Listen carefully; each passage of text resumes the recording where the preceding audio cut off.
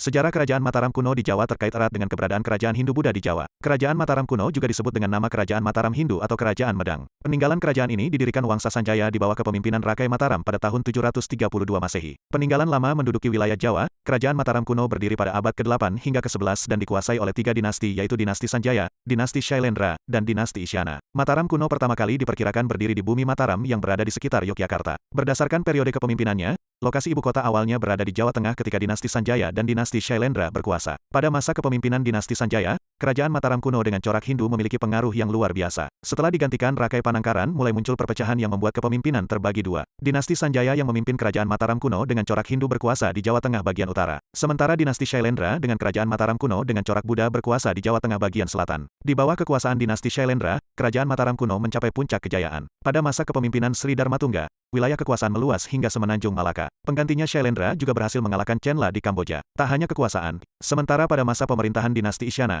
oleh Empu Sindok ibu kota kerajaan bergeser ke Jawa Timur. Ada beberapa faktor yang disebut memengaruhi kepindahan ini antara lain meletusnya Gunung Merapi, perebutan kekuasaan, serangan kerajaan Sriwijaya, hingga tidak adanya pelabuhan hingga ekonomi sulit berkembang. Peninggalan sejarah Kerajaan Mataram kuno berikut adalah daftar beberapa peninggalan sejarah Kerajaan Mataram kuno. Prasasti Canggal, Prasasti Kalasan, Prasasti Balitung, Prasasti Klurak, Candi Gedong Songo, Candi Borobudur, Candi Mendut, Candi Pelaosan, Candi Prambanan. Nah, Borobudur, yang terletak di Jawa Tengah, Indonesia, adalah salah satu situs bersejarah yang paling mengesankan dan penting di Asia Tenggara. Candi ini adalah salah satu keajaiban dunia kuno dan merupakan contoh luar biasa dari arsitektur dan seni Buddha. Sebagai salah satu candi terbesar di dunia, Borobudur tidak hanya memiliki keindahan estetika yang menakjubkan, tetapi juga menyimpan sejarah dan makna yang dalam. Sejarah Candi Borobudur bermula pada abad ke-8 Masehi. Meskipun ada beberapa perdebatan tentang asal-usul candi ini, sejarahnya secara luas diterima bahwa Borobudur dipesan oleh raja dari dinasti Sailendra, yang berkuasa di wilayah Jawa Tengah pada saat itu. Pada masa pemerintahan Wangsa Sailendra, agama Buddha berkembang pesat di Pulau Jawa. Dan Borobudur dipercaya dibangun sebagai tempat ibadah Buddha Mahayana. Pembangunan Candi Borobudur dimulai sekitar tahun 750 Masehi dan diperkirakan memakan waktu sekitar 75 tahun untuk menyelesaikannya. Para arsitek dan pekerja yang terampil bekerja dengan susah payah memahat lebih dari 2 juta blok batu vulkanik yang membentuk struktur candi. Proses pembangunan melibatkan perencanaan yang matang, perhitungan astronomi yang presisi, dan keahlian konstruksi yang luar biasa. Borobudur terdiri dari 9 tingkat yang menggambarkan kosmos Buddha.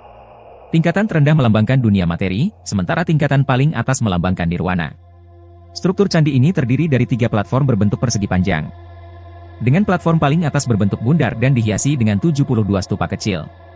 Setiap stupa mengandung arca Buddha, dan jumlah total arca yang ada di Candi Borobudur mencapai 504 buah.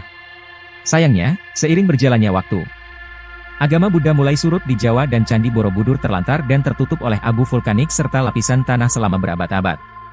Candi ini dilupakan dan hampir tidak terkenal di kalangan masyarakat luas.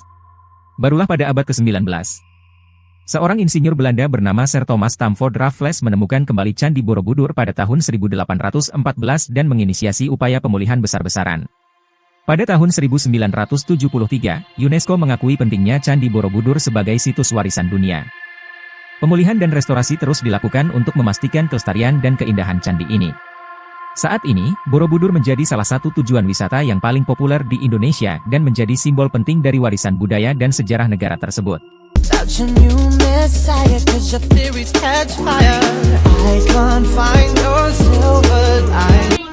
Warahmatullahi wabarakatuh.